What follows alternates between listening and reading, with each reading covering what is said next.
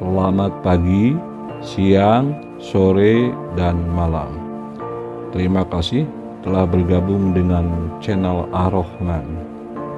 Jangan lupa dukungannya untuk kelangsungan channel kami dengan cara like, subscribe, dan nyalakan tombol notifikasinya agar tidak ketinggalan video-video kami selanjutnya. Bismillahirrahmanirrahim.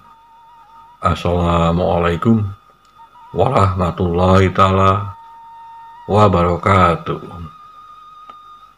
Pada kesempatan kali ini kembali saya bercerita syair kehidupan. Syair kehidupan Satrio Piningit. Melanjutkan cerita fase perubahan pada konten saya sebelumnya. Saya ingin bercerita tentang posisi tertidur para pemuda itu, atau posisi alam malam yang terjadi pada saat budak Angon sebelum menjadi Satrio Piningit. Dalam cerita yang saya tahu, di situ dijelaskan tertidur yang cukup panjang atau cukup lama.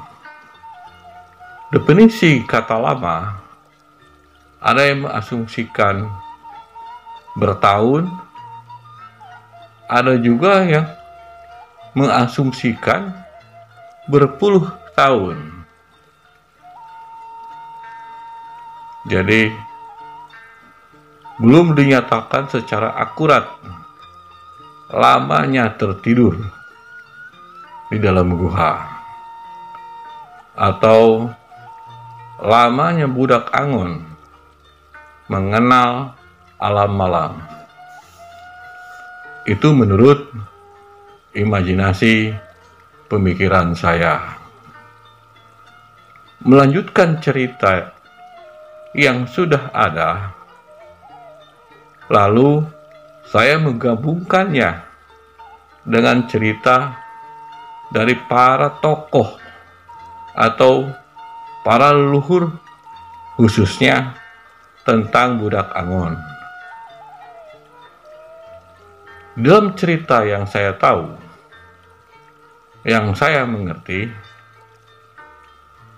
budak Angon lebih dominan ada dalam cerita Ugo Wangsit Siliwangi atau cerita bukunya Prabu Siliwangi.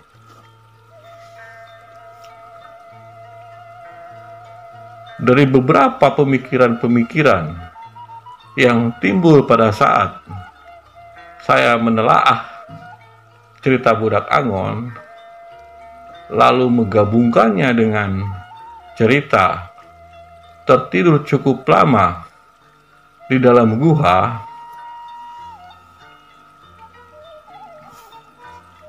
timbul beberapa pemikiran yang dimaksud dengan tertidur lama adalah bukan dalam bentuk nyata tertidur atau orang tidur, tapi lebih mengarah kepada istilah.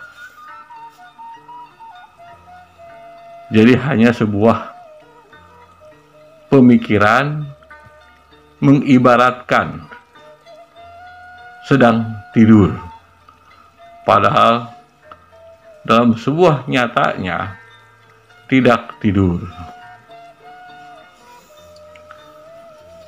Itu yang ada dalam imajinasi pemikiran saya.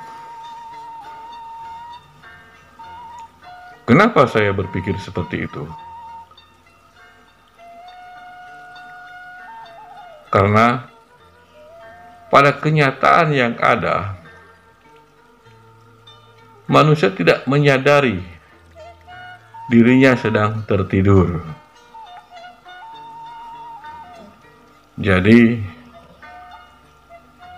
yang dimaksud dengan kata tertidur cukup lama adalah kesadaran diri atau tidak menyadari bahwa dia ada pada lingkungan berbeda dengan apa yang dipikirkannya. Lebih jauh maksud dari kata tertidur menurut imajinasi yang ada dalam pemikiran saya adalah para pemuda itu tidak menyadari secara lahiriahnya dan tidak menyadari bahwa itu berbeda dengan apa yang ada dalam pemikirannya. Itu maksud dari perkataan tertidur di dalam gua yang cukup lama. Kalau kita tarik benang merahnya, para pemuda itu secara hukum akal pikiran kita, dia tidak menyadari tentang lingkungannya. Yang dia tahu, yang dia mengerti adalah apa yang ada di dalam pemikirannya. Jadi tidak sinkron antara lahiriahnya dan batiniahnya. Itu yang dimaksud dengan tertidur menurut imajinasi yang ada dalam pemikiran saya. Kesimpulannya, yang dimaksud dengan tertidur di dalam gua cukup lama sama dengan berjalan pada malam hari yang tidak mengerti apa yang harus dikerjakannya. Jadi, posisi konten ini hanya untuk mencoba bercerita tentang sebuah pengertian yang diluaskan dari kata tidur dan tertidur dalam sebuah kehidupan yang nyata. Saya rasa cukup ceritanya.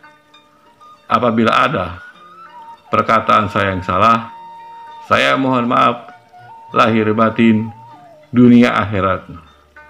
Semoga bermanfaat baik untuk diri saya maupun untuk orang banyak.